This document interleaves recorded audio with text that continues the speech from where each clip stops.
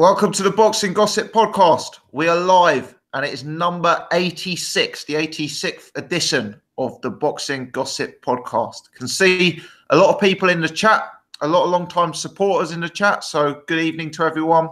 Hope everyone's doing well. And rather than a normal intro, let me start by saying happy Tuesday. I could make an excuse, but I won't. It's Valentine's Day tomorrow, and frankly, I'm scared of the consequences if I were to conduct podcast number 86 on said day. So I've consulted my members of the podcast panel and we've agreed to run tonight. I'm already joined on the panel by Paul and by Jay. So thanks to those guys. Hopeful that Irish Tom and Surrey will soon be able to join. Irish Tom, I believe, is definitely joining us. Jet is unfortunately unable to join.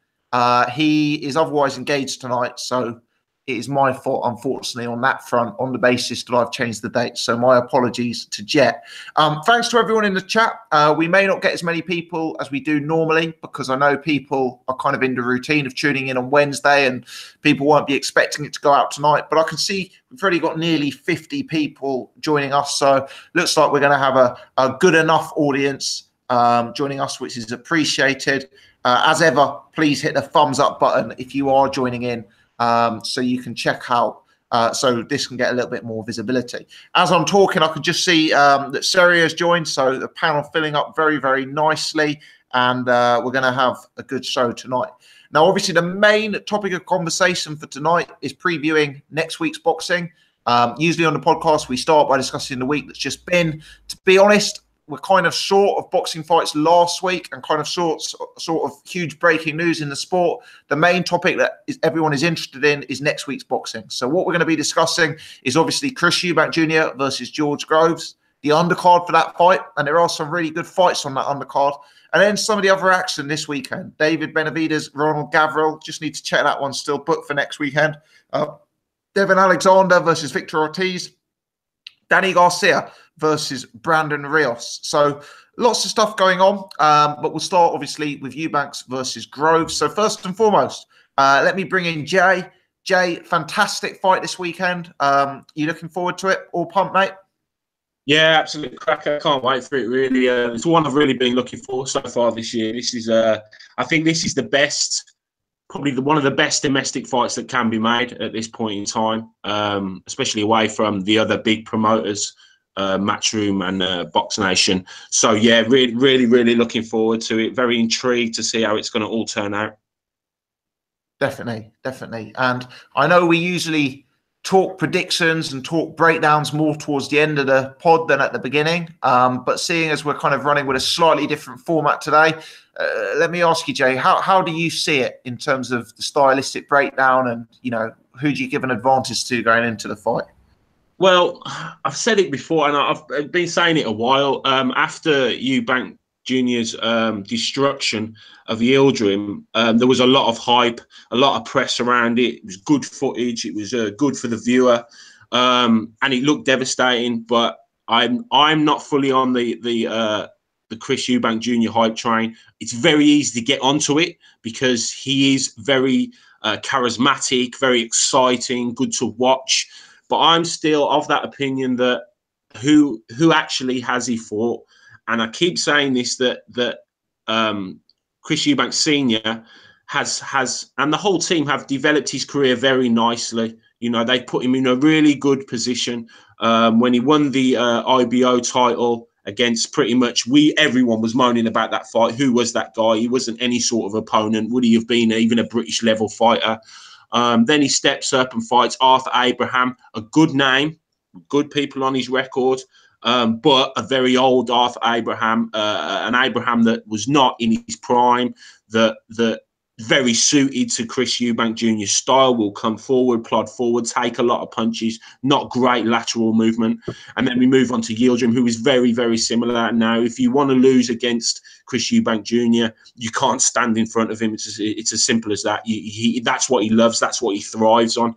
And I said, until Eubank faces someone of good credibility and of world standing, which I think we could say George Groves is, We're not really going to know if he's the real deal.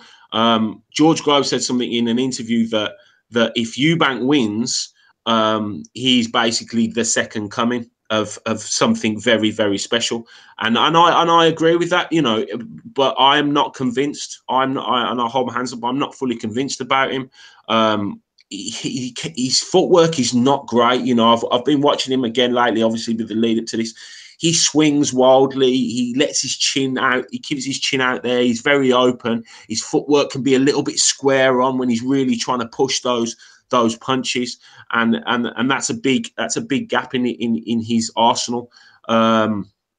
George Groves, on the other hand, okay, people are saying that, you know, he's not the fighter he was. He's dipped a lot, but again, things I've said before in the past.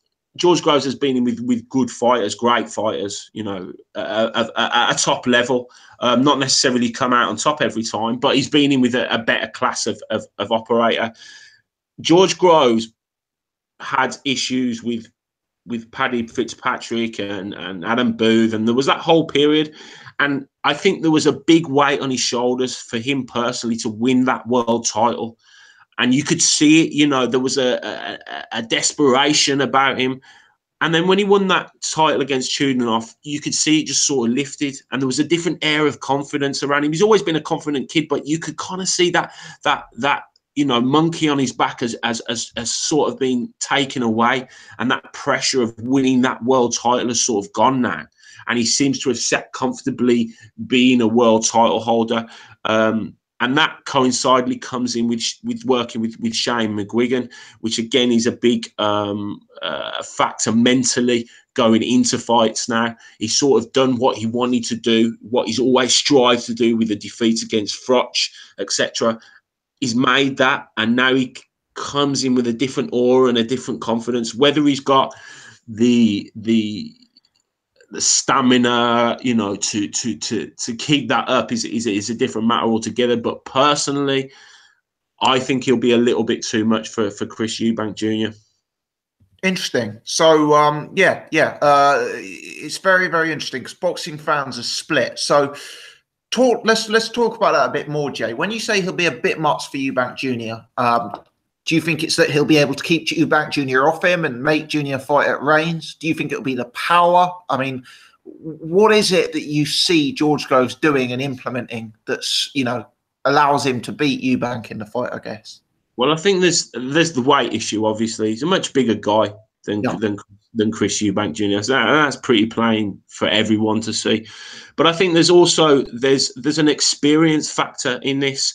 You know, if you're a fighter, and Chris Eubank Jr. pretty much fights one way because he's been allowed to. He's had that luxury of going in with people that will pretty much, you know, stand in front of him and will allow him to reel off 8, 9, 10 punch combinations. You know, this you know, exciting thing that he does that everyone loves to see, me included. I love to see that. But he's against someone who has better timing, who has been operated at a different level, has a good jab, has a good right hand. And he's always had a good right hand, George Groves, but I really think it's got a little bit better, to be perfectly honest, since Shane McGuigan's taken over. And I just think he's in with a fight that's got a good boxing brain, and that he's going to bring more to the table than he's ever had to experience before. Now, likewise, George Groves, has he ever fought anyone like Chris Eubank Jr.? Because there's not many fighters like Chris Eubank Jr. He's quite a phenomenon in that sense, and he's very much an individual in the way he fights. But going back to what I said about his footwork, he leaves himself open, and he tends to lunge a little bit, and the feet can be a little bit square on. And Prince Nazim Hamed used to do this. He used to lunge.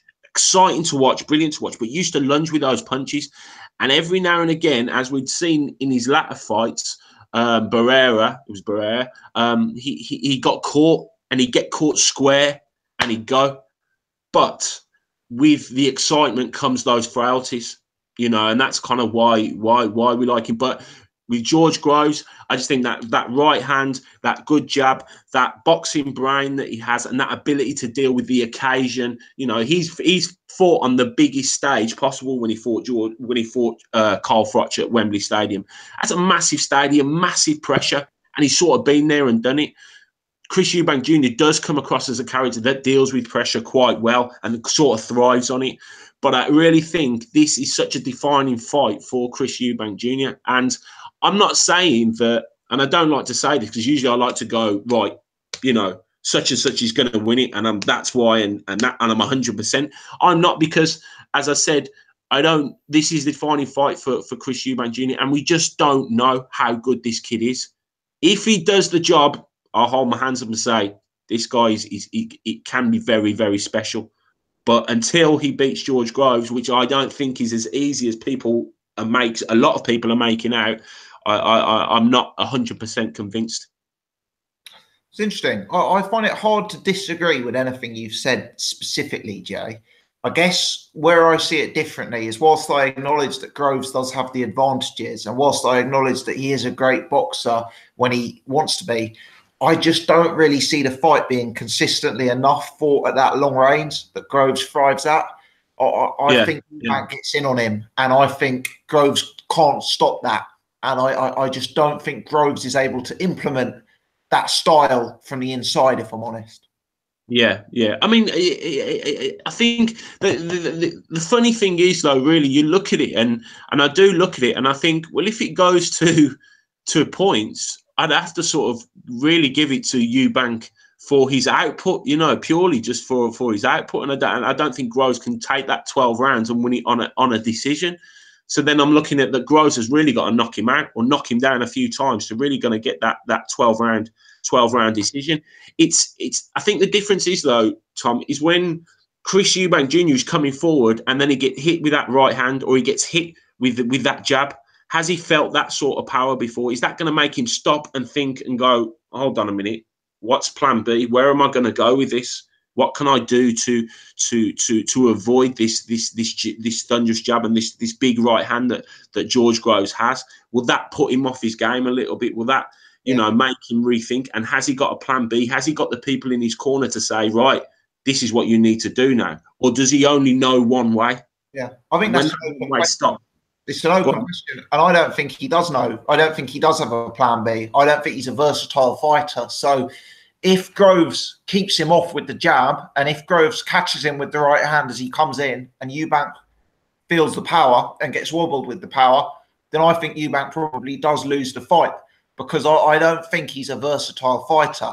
But my gut instinct tells me that he will be able to get him, and he will be able to, you know, tough those moments out and still get in and implement that inside fight. Because look at the fighters who've been able to put George Groves in that position. And I know Eubank isn't big, and I know Eubank doesn't have the knockout power, but I just believe he's superior to those fighters. I believe Groves is actually one of the easier sort of classy boxers to get in on, if you like. And yeah, Eubank could feel the power, but based on instinct, because it is an open question, based on instinct, I think he's tough. Yeah, I think he is. I think he is tough. I wouldn't dispute that, you know. But at the same time, he's never mixed at that level. You know, how would a Chris Eubank Jr. done against a Carl Froch? You know, and I know they're different fighters, but you know, how would he have done? How would he do against a De Gale? How would he? You know, this is the issue that I have, because it's very easy to be all those things that you say when there's nothing coming back at you, when you're not being pushed, when you're not feeling any power. You know, when you can pretty much do what you want to do, but all of a sudden when you can't do what you want to do, then what happens? And I understand what you say is that it's hard to visualize, and I totally get it. It's really hard to visualize George Groves keeping Chris Eubank off him when Chris Eubank Jr. is in full flow, and those combinations are flourishing from body to the uppercut to the round the side. And it's hard to visualize. It's hard to visualize because we've only seen Chris Eubank Jr. do that. We've not seen him bar Billy Joe Saunders. Although, again, Billy Joe Saunders is very different from George Groves. But Billy Joe Saunders was not in fantastic shape for that fight. He was not fully switched on for that fight. And so that's the only real comparison I can make where he's fought a top guy. We can't really look at his record and go, well, Tommy Langford, Abraham, Quillen, Yildirim, So it's very difficult. But I wouldn't be surprised if he wins. I would not be surprised because, as I said, if he is the real deal and he can implement those things that he does so well with a higher level of opponent, then this guy is going to be something very, very special. But we have to see it, and only time will tell. And that's why everyone wants to see this fight. That's why I want to see it, because I'm so intrigued to see, is he the real deal or not? But if I had to make a decision, I'm going to go with resume. I'm going to go with elite level fighter. I'm going to go with the size. I'm going to go logically and say George Groves. Indeed. All right, Jay. Thanks for that, mate. We'll come back to you in a second. My prediction is up on the channel. So it went up as a prediction video yesterday. So, if you want to check that out, please do. I have gone Eubank. Along similar lines to what Jay has discussed, for me, it's hard to see Eubank not being able to get in. It's also hard to see Groves being disciplined enough to keep Eubank off, because how many Groves fights have we seen where he could have made life easy from the distance, but he hasn't done so. So I'm inclined to disagree. I'm with Eubank. I can see 130 people are now watching us live. So we're going around the panel, getting some predictions for the big fight. If you are joining us live, please hit the thumbs up button. Only about a quarter of the people watching have done that. So if you wouldn't mind, that would allow us to get a bit more visibility and hopefully a few more people joining the show. I'm going to bring Paul in next. Seri, we'll come to you just afterwards, mate. Paul, give us your take on the discussion so far that Jay and I have been having with regard to this big fight. Yeah, evening, guys. I kind of like, I can't disagree with anything that Jay said. It's a lot of ifs. Like if George Groves could keep him at the end of the jab, if he can catch him and keep him honest and whatnot, it's going to be difficult. But the thing that the way I see this is, I don't think he will be able to. George Groves is not the same fighter he was before those fights for me. He gives up a lot of his natural advantages. If you look at that wide stance, he gives up a lot of his height. The jab, he's got a great jab. He doesn't use it like he used to, like in maybe 2008, 2009, 2010. He doesn't use it like that anymore. And he seems to sort of like he seems to just like use it as more of a range finder and trying to set up the right a lot these days, and kind of like gets into scraps a lot. Even in the Jamie Cox fight, Jamie Cox was able to get inside and really put it on him. And you'd have to say that up until that stoppage, it was a well balanced fight. I wouldn't say that George Groves was absolutely schooling Jamie Cox. Jamie Cox kind of put it on him. Same with Chudinov. Chudinov kind of put it on him, and I just think Eubank is just a bit better in those areas. I think Jamie Cox is quite basic, and I just think, as Jay said there as well, like I don't see. I mean, I put my prediction up on my channel earlier, and I said this in that video. I kind of like, I can't see a way that George Groves throws anywhere near enough punches to win this on points. I just think, combination of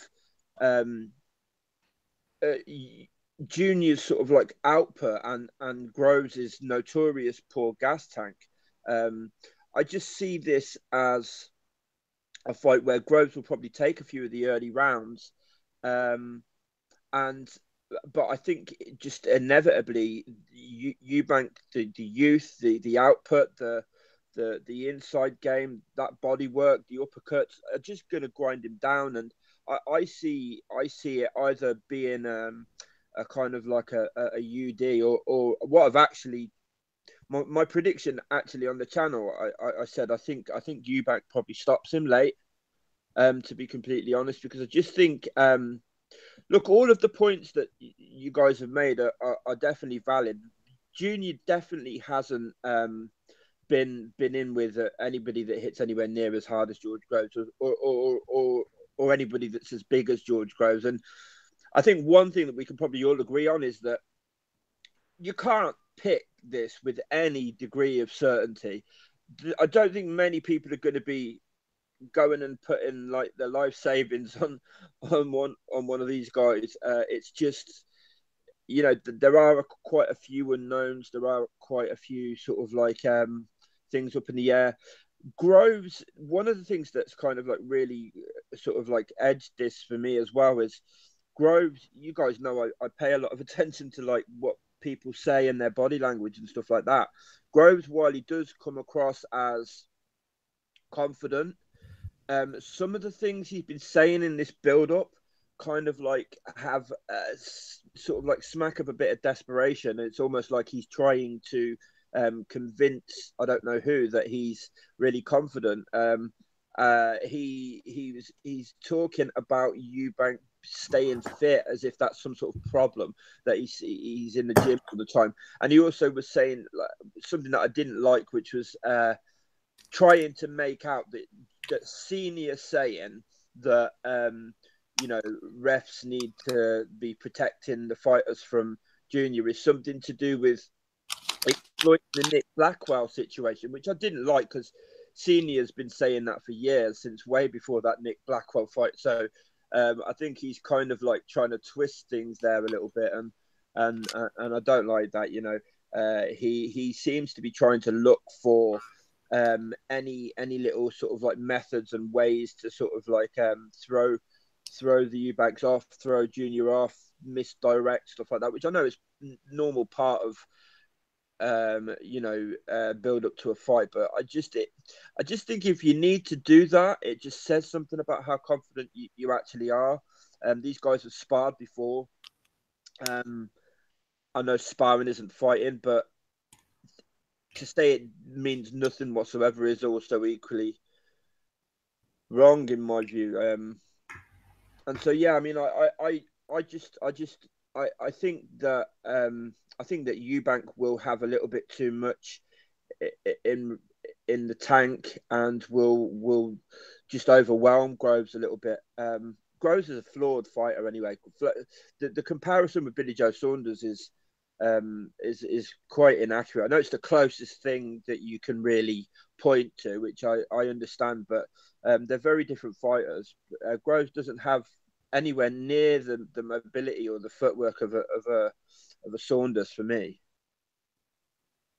Do you I appreciate the way you're leaning, Paul? Do you think it most likely is a fight that goes the distance and that Eubank outpoints Groves, or that Eubank can force the stoppage?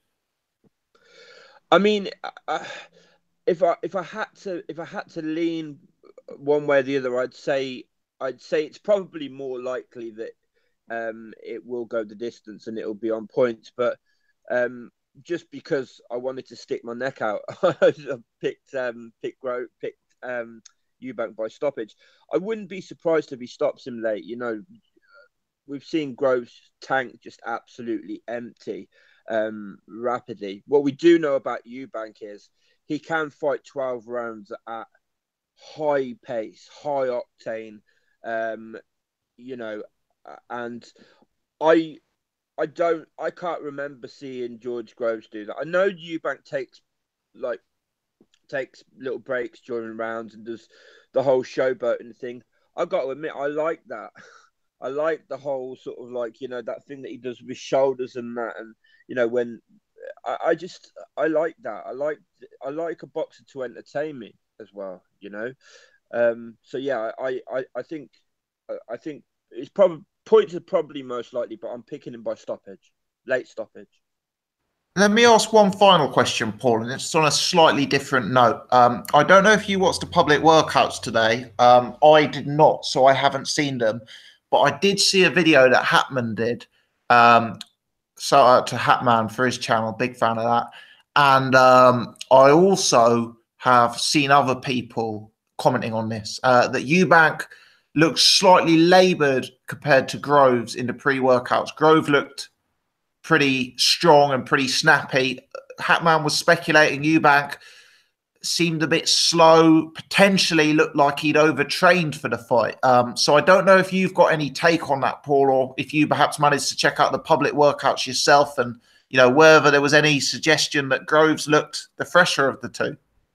I actually haven't. I've been out for the latter half of the day, so I haven't actually seen the workout, so I can't really say much on that, to be honest. I think it's unlikely that he's overtrained. This is a kid that stays in the gym all the time. Do you think that staying in the gym all the time and that suggestion that he's staying at fight weight all the time, do you think that sort of lifestyle could eventually take its toll, especially up in a big fight like this? Or do you think Eubank is just so used to it that it's less likely to be a factor? I don't think it's a factor. I think certainly at this early stage of his career, while he's young and everything, I think it makes more sense to keep your body in the condition that you want it to be in all the time. Do you know what I mean? I think it's less natural to sort of like, you know, go and eat pies for 3 months and then try and lose all that weight and then train again. But, you know, like, I remember Ricky Hatton, the way Ricky Hatton used to. I think that's, I know, very extreme, sort of like other end of the spectrum, but I think that's a less natural way of doing things. And you look at guys like Floyd Mayweather, who was a guy that stayed in the gym, was always in shape, and he's just won his 50th fight, right? So, I mean, like, it didn't take its toll on him. I know he's a lower weight class and whatnot, and a slightly different way of fighting, but you know, the other thing as well is Eubank doesn't really get hit that much. It in recent times, like, he doesn't get hit that much. You know, he's quite a slippery little fucker, isn't it? You know, I think he's also much improved since that. I watched the Saunders fight again yesterday. And I also watched, what did I watch? I watched Blackwell, I watched Yildirim, Spike O'Sullivan, and I think Eubank Jr. is much improved since that Saunders fight. And I see them, and I said this earlier, like I see them as two fighters that are going in opposite directions. I see Groves as on the other side of that hill, maybe sort of like coming down, and I see Eubank as improving and on the way up. Yeah, I think there certainly is a perception that, you know, I'm not going to say I necessarily agree that Eubank doesn't get hit so much, but what I will say is that Eubank hasn't yet had those really, really tough fights. And even though Groves is only a year older than Eubank, it kind of feels like Groves has been in those tough fights for years and years and years, and he's a veteran, whereas Eubank is still sort of a young fighter on the way up. He kind of feels like he's a lot fresher, I guess, Paul. Yeah, definitely. I can remember, I can't remember, it might have been the Martin Murray fight or something. I think George, I'm not sure if it's the Martin Murray fight during one of our early podcasts where we were talking about George Groves, and I kind of like, I saw him as a fighter that was quite a bit older. In fact, I can remember he's like maybe 28 at the time, or 27. I can remember thinking, I was quite surprised to just be reminded that he was still so young, because I do sort of like see him as an older fighter than that, and it is, as you say, it's like he's been through wars. There's the Badu Jack effect as well. Badu Jack seems to have negative effects on guys he fights. You know, I heard somebody talking about him the other day. He says Badu Jack takes fighters' souls, or he takes something from them and stuff, which, you know, there might be something in. He did a number under Gale. He's just retired Nathan Cleverly. He's like, I just think Groves has been through a lot of those wars, which could help him, but I think it's more likely, more than likely won't, to be completely honest. All right, Paul, thanks for that, mate. We'll come back to you in a moment. Sherry, let's bring you in, pal. How are you getting on? Hi, lads. Can you hear me? Yeah. I'll turn you up a bit, mate, but you're coming through loud and clear. Buzzing for this one on the weekend?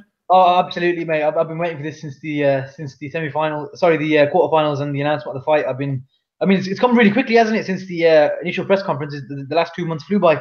But I'm literally very, very up for this fight, mate. I cannot wait. Yeah. It's it feels like it was a little bit of lack of promotion leading up to the fight, I guess, because they were focused on all the other World Boxing Super Series fights. But in the last week or so, we've started to see it. And Kalle Sauerland was saying that, there's going to be something building up to the fight every day this week. So it's getting that attention that it deserves. And it's a really, really good fight. And good fights on the undercard as well, which we'll come on to later, I guess. But yeah, really, really looking forward to it. How do you see it playing out, Sari? Yeah, I mean, what can I say? Paul went on a bit of a long-winded one there. He pretty much said everything that I was thinking of saying as well towards the end there, regarding George Groves being on the other side of the hill kind of thing. To be fair, even with what Jay said, I agree with pretty much both of the points that they had to make. I mean, it's that type of fight where it can go both ways, pretty much, and you wouldn't be, wrong to pick either guy. I think you've got every reason to pick George Groves, and there's also every reason to pick Chris Eubank Jr.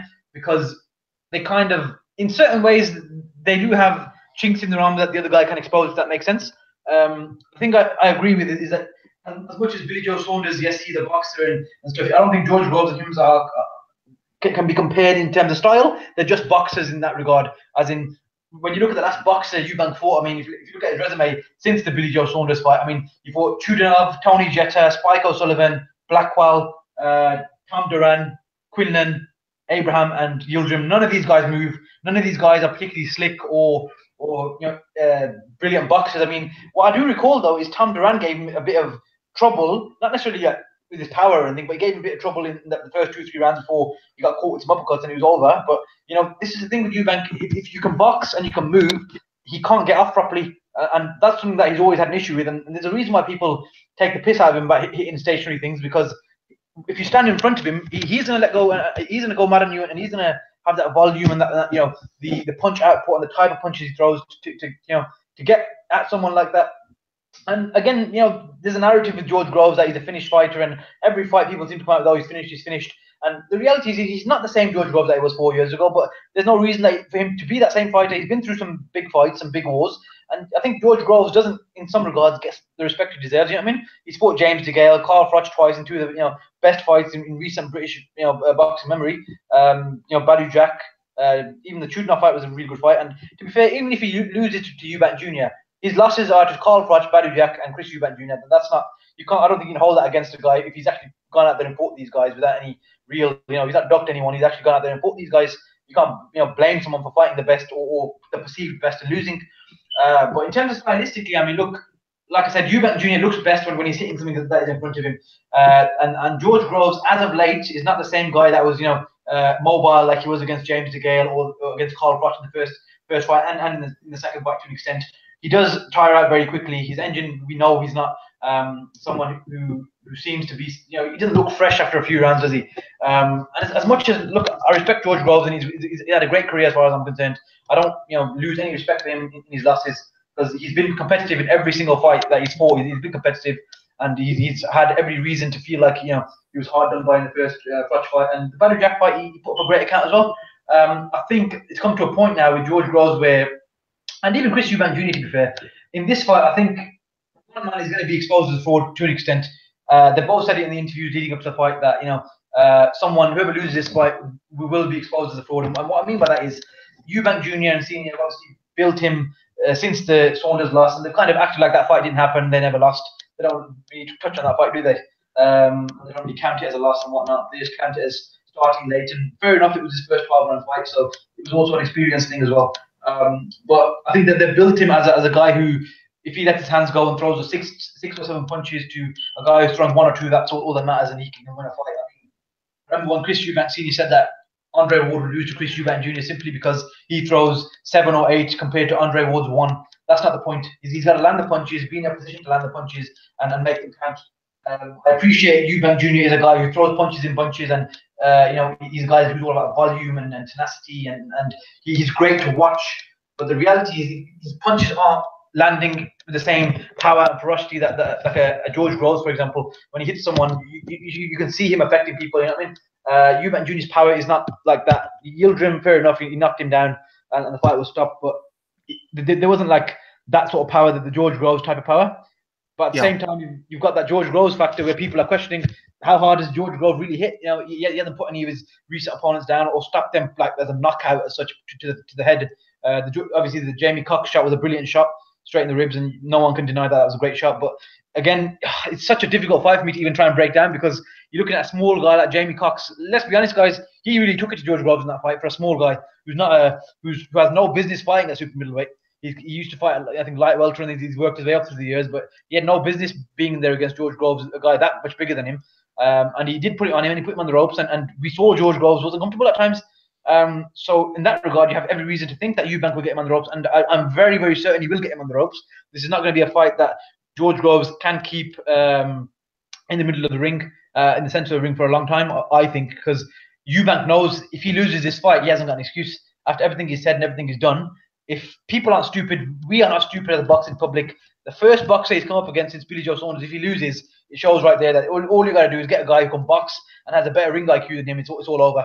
I don't think he's got the power to physically stop George Groves the way George Groves will stop like Carl Froch. He's not that type of fighter. Froch is obviously a much bigger puncher than Eubank, and he caught Groves with a peach of a shot that, the perfect shot to end your career, isn't it, really, in an ideal situation. But I don't think Eubank has that sort of power. If he stops him, it'll be a late stoppage with uppercuts on the rope or that type of scenario. I don't see him stopping him with a knockdown, or I don't think he'll be able to put George down the way he did with Yildirim and stuff like that. But at the same hand, George Groves, he's got the resume, he's got the experience, and the reality is, win, lose or draw, he's always been competitive, and he's never been totally outclassed. Let's be honest. And Eubank, yes, I understand he hasn't fought the level yet, but there's always a point in your career where you make that step up, and I think the fight might just be at the right time for Eubank now, where we're going to see. I don't think that there'll be a lot in the fight in terms of that pick Eubank with such confidence, because it is a very tough fight, like I said, to make a decision on. And for a long time, I was leaning towards George Groves, but I'm going to be honest. I'm going to go with Chris Eubank Jr. because I know there's only 1 year difference in age. But like you said, he hasn't had those fights that George Groves has had in terms of the wear and tear. And I do think George Groves, again, I'm not going to say he's finished, because I don't like that narrative. It's being pushed for the last few years, and I don't really like that. I think he's still got plenty to give, and there's no shame if he loses to Eubank Jr. He can always come again. It will be a lot harder with 4 losses on his resume, but he can always come again. And I think Eubank Jr. will win the fight. I can't picture him stopping Groves like that. So, but at the same time, if it goes to points, I don't think you can rule out George Groves winning the fight on points. So I'm going to have to put my pick out there and say Eubank will stop him very, very late, maybe around 11 or 12. But again, I don't think it's going to be an easy fight whatsoever. I think we're looking at a very, very competitive fight. And you know what? If George Groves wins, I would not be surprised either. But I'm going to go with Eubank simply because I feel, as Paul mentioned, I think it's at the perfect tipping point where Eubank is about to launch himself into that next stratosphere now of fighting elite fighters, and we really see what he's made of. If he can beat George Groves, then cool. I'm not going to go out there and say he's the best thing since sliced bread, because we all know he's not. And he has flaws, but I think he can beat George Groves in terms of the George Groves that we have at this point. He doesn't move the same, and I think he's too easy to get in on.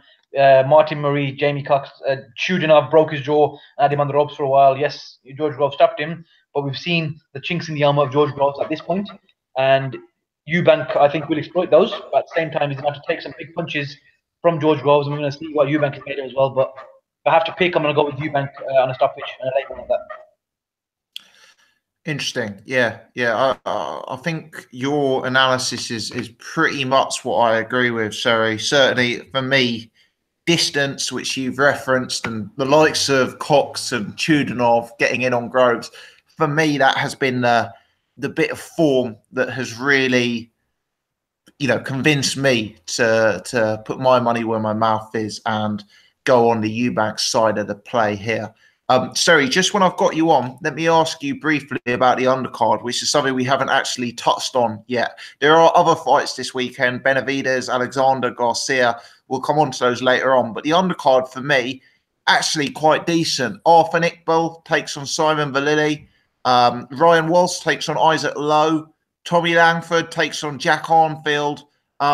you know, maybe not glamorous fights in terms of the names, but I think some real competitive fights there. And I think, you know, for the hardcore, there's some really decent boxing on display. What's your take, mate? 100%. Yeah, I agree with that totally, mate. They're not the most glamorous names, but I think we're guaranteed to get some real wars out of those fights. I mean, Isaac Lowe's a good little fighter. Tommy Langford is a guy who you're going to see a good fight with him, whether he's getting battered by Kurt Sidze or he's actually going out there and winning. I think he's a good fighter. And is it Arfan Iqbal and Valilia? Is that cruiserweight?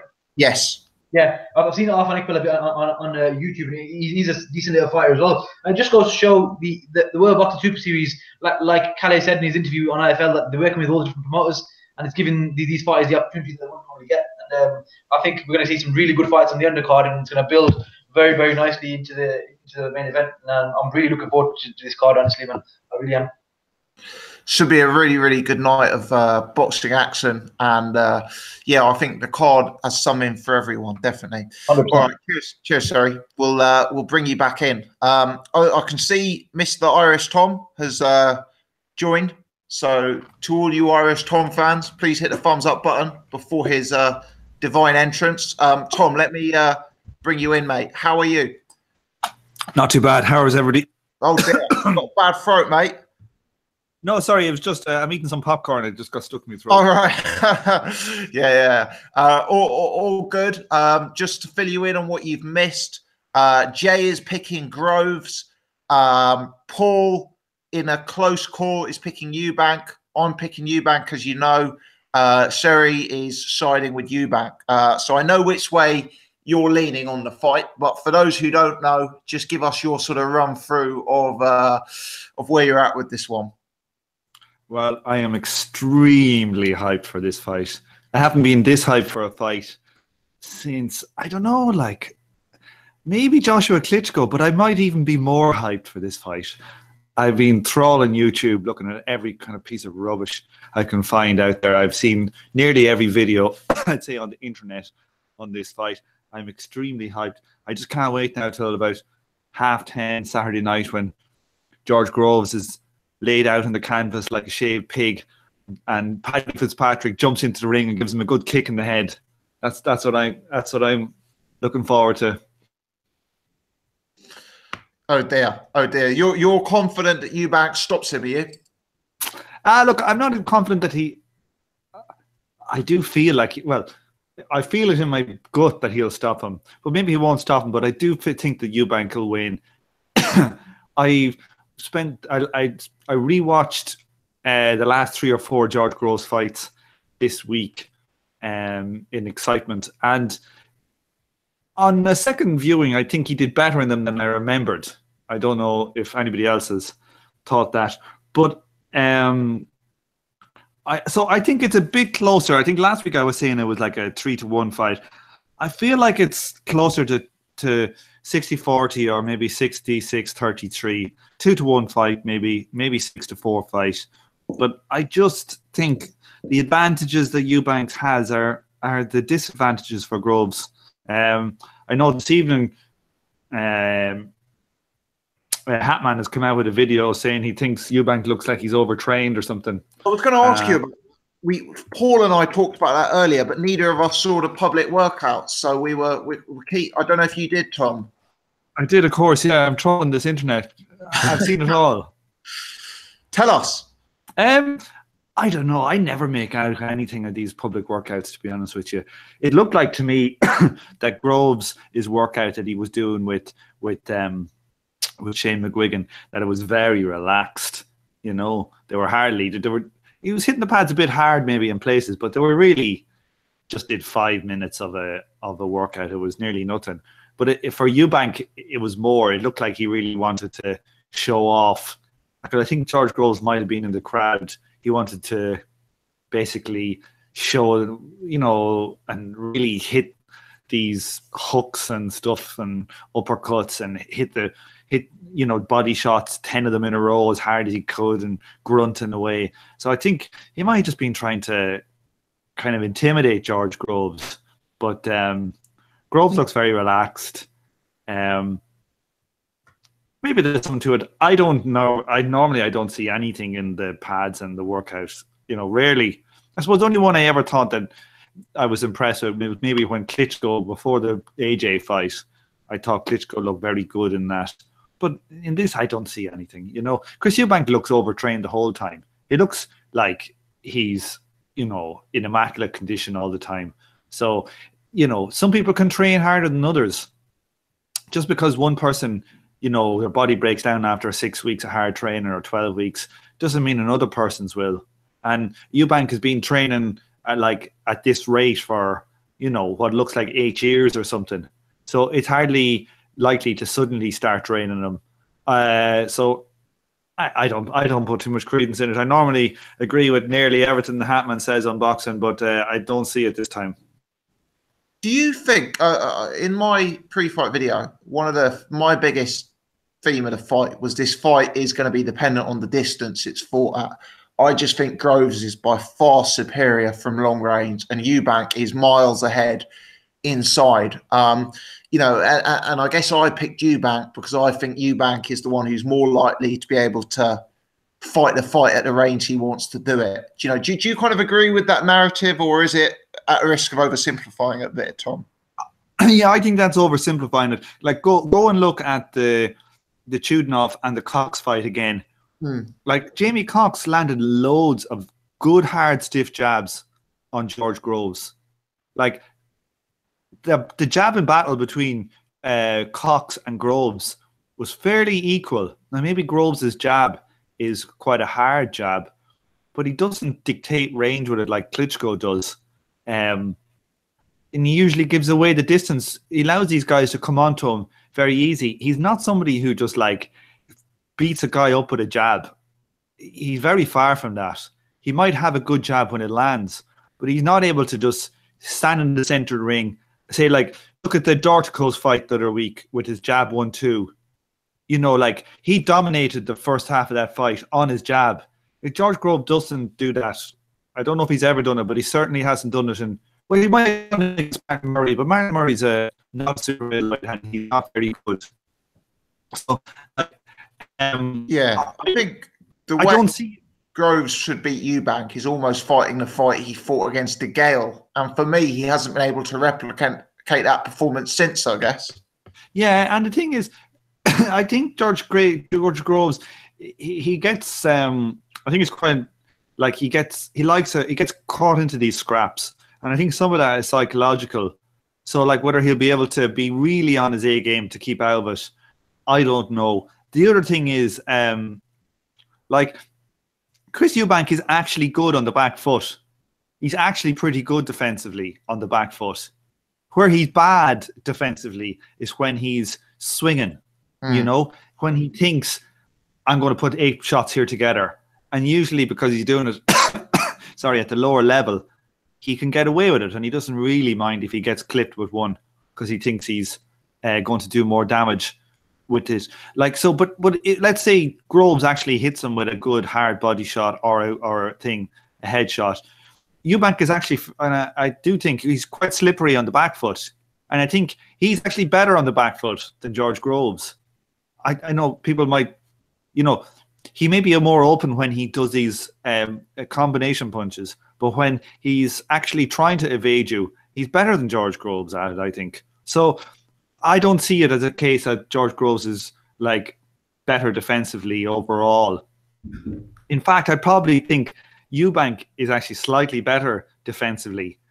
But if he lays himself open and if he goes too aggressive, George Groves could really hurt him.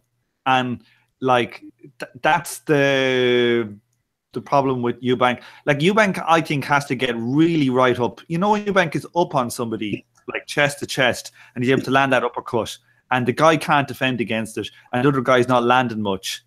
He doesn't want to be kind of stuck 4 foot away from George Groves, because if he's 4 foot away from George Groves will have room to land. So for me, Eubank is probably going to do very well at long range, and I think he's going to do well at close range, but in middle range is where he might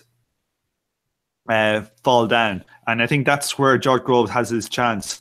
But I just think it's a great matchup. And you know what the thing is as well with it, they're two buzz artists. they're really good buzz artists, and the psychological warfare, and they're just getting into Groves trying to split the father from the son and give out about Senior and say, oh, Junior is all right, but Senior, he's an asshole. And then Junior is like saying, I smell fear off you. And, you know, it just, it's just a great build-up. To me, it's like, it's probably the best build-up since Froch Grove won. I don't know if anybody else is feeling it like, but I feel it like that. Yeah. It's been a good build up, definitely, and it's gonna heat up a lot more. Tom, final question: when Groves fought Jamie Cox, I think some of the concerns about Jamie Cox are similar to some of the concerns about Eubank. Now, I do believe Eubank is better than Cox, but similar to Cox, Eubank is a lot smaller. Similar to Cox, it's a big step up in class. And, you know, Cox was kind of billed as this hard guy, done a lot of good sparring, you know, tough as nails. And when it came down to it, you know, I'm not saying it was his fault necessarily, but the truth of the matter is he couldn't live with the Groves power. Groves was too big and hit too hard. Is there a possibility, Tom, that Groves could catch Eubank, just catch him early, catch him as he's coming in, either to the head or potentially to the body, you know? And is there a possibility that despite all of the talk about Chris Eubank's chin, you know, Eubank could just not live with that power whatsoever and could just get stopped pretty routinely? Well, I think, you know, if you're in with a big puncher like George, well, George Groves is not a big puncher. He's just a decent puncher, you know, like he doesn't really knock people out cold. You know, if you look at all the fighters he fought at the top level, has he got, is Chudinov nearly his only knockout? Like, he didn't knock out Froch in either of them. He didn't knock out Badu Jack. He didn't knock out Glenn Johnson. He didn't knock out Rebrasse. You know, he didn't knock out Martin Murray. So, like, when it comes to the top level, Tom? And even he knocked out Paul Smith. You know, there's the exception. Well, no, that's not an exception, is it? But I was going to say it's an exception that proves the rule. It just proves that Paul Smith is shit.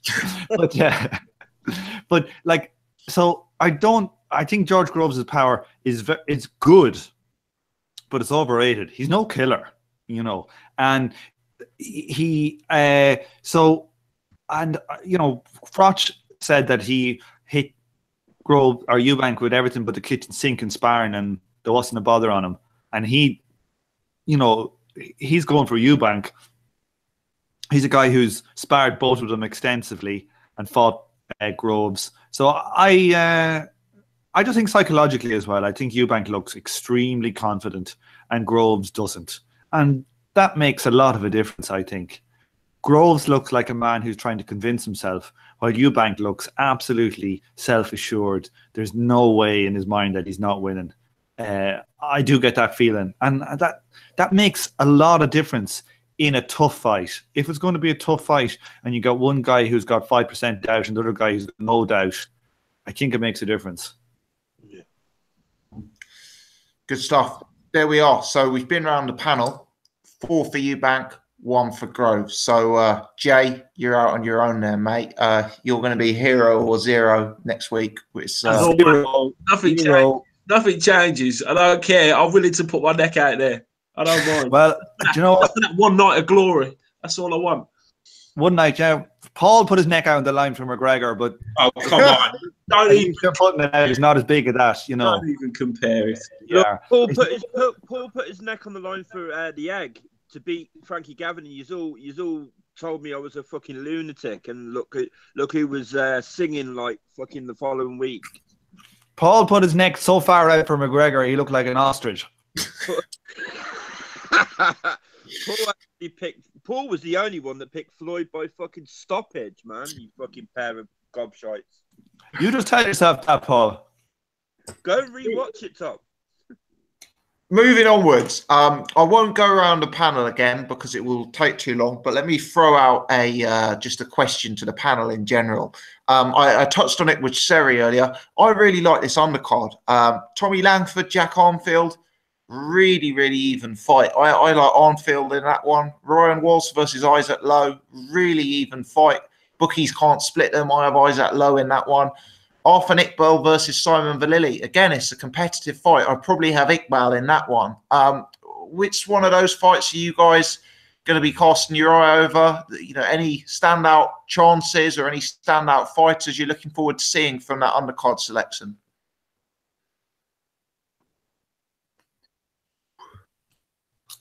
I think no comments at all. Yeah, no, the Arnfield fight is a decent fight. And the Iqbal one is not being shown on the telly as far as I know. Oh, is it not? No. And what's the other two again? So I make Arnfield favourite in that one, but Arnfield is, 13-8 underdog against Langford, which surprises me. And then also you have Ryan Walsh versus Isaac Lowe. Yeah, Isaac Lowe and Walsh is a good fight. Mm. That is a good fight. I think Isaac Lowe will do that. I don't know what the odds on that are like. Isaac Lowe is evens. Evens, yeah. It's a very close fight. Mm. But that's a good fight. I think, somebody was on, I was on Twitter and somebody was saying how good an undercard it was. It's probably the best undercard since Eubank fought Billy Joe Saunders, as in for 50-50 matchups. That was the last good British undercard for 50. Well, Billy Joe was on the undercard, wasn't it? Yeah. You had Billy Joe and you had Skeet versus Gavin. Who else was on it? There was two other good ones. Price versus Chisora Fury. Somebody else versus Robinson. Like there was a lot. I think there was something like 5 fights that were within like 1 to 3 of each other, which is very, very rare. Yeah, it was a good matchup, definitely. Good card that. Yeah, but it's a real good one, definitely. I think Langford. I think that's a good fight. I'm looking forward to that one, to be honest. And I really wanted to. I don't know if it'll be good though. Neither of them have any power though, Jay. Yeah, but I think they're quite. It's quite a competitive fight though, to be honest. I think it's very competitive. Yeah. Fight. And I really wanted to see Arthur Iqbal. Because he's a unit, that kid, and I really wanted to see that fight. So I'm a bit disappointed that he won't be fighting live. Yeah. Does anyone give Langford much of a chance in that fight? Because he's a 1-2 favourite, and I really fancy Arnfield to beat him. I think it's going to be closer than you think, to be honest with you. I don't think there's a lot in it myself. Do you know, I've never rated Langford. I've always thought he's a really, really basic operator, and I think Arnfield's got a bit more to offer. But we shall see, I guess. On Betfair, Langford is evens, and Jack Arnfield is 8-11.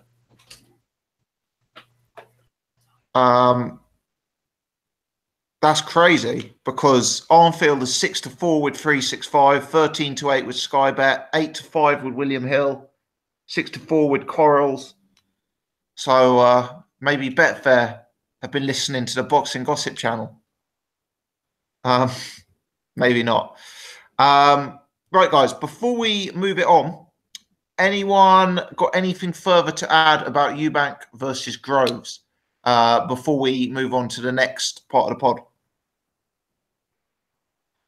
Speak now. I was not comparing Billy Joe Saunders to George Groves in the sense of ability or skills or type of fighter, just to make that aware. It was just the level of fighter. That's what it is.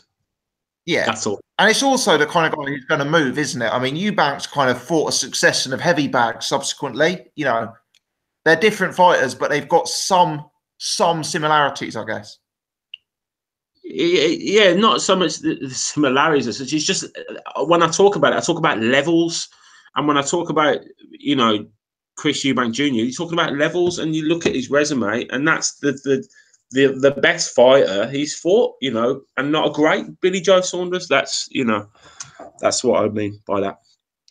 Hence my decision. I hear you. Okay. Let's keep it rolling then, and let's talk about some of the other boxing next week. Actually, let's go back to Irish Tom, because Tom's man is fighting in a rematch, David Benavidez versus Ronald Gavril. Tom, give us your take on this one, mate. You there, Tom? Yeah, sorry, just had to undo mute. I know. I think that's it's going to be a good fight. I think I heard recently that Benavidez was actually suffering, had the flu when he fought the last time. Whether that's true or not, who knows? But I think that Benavidez will probably make reasonably light work with him. He's 1-4 at the bookies. It's probably about a right price.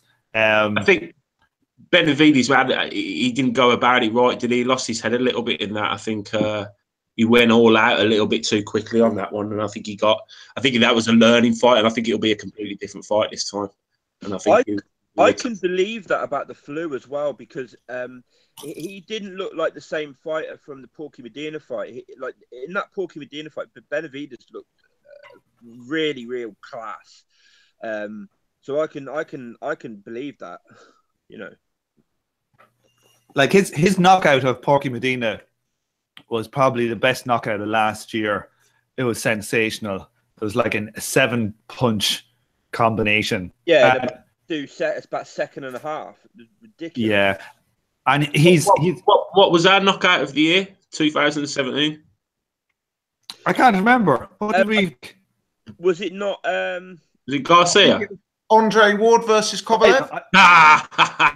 Ward Kovalev. If it wasn't that, it was probably Joshua versus Takam. No, did we not pick Bivol? Bivol. Oh God, well, that shouldn't have been it because it was against a low-level guy. It was Garcia, surely. It was Garcia. Yeah, Garcia. Yeah. I think Benavidez is the truth, and you know, people, we don't know yet what Gabriel is like. You know that, so it could have been a case of maybe Gabriel is much better, and maybe it's just Benavidez was sick or something at the night. But we'll see it this time. I expect Benavidez to win it reasonably easy. I think he's one of the best fighters in the world, young fighters. He's probably the best young fighter in the world. I don't know if there's another fighter who's like 21 or 22. Maybe Gervonta Davis, but like, you know, he's probably the best young fighter in the world. So I expect him to come through, no hassle. Did anybody see the Bachout fight? Miguel Bachout fought last weekend.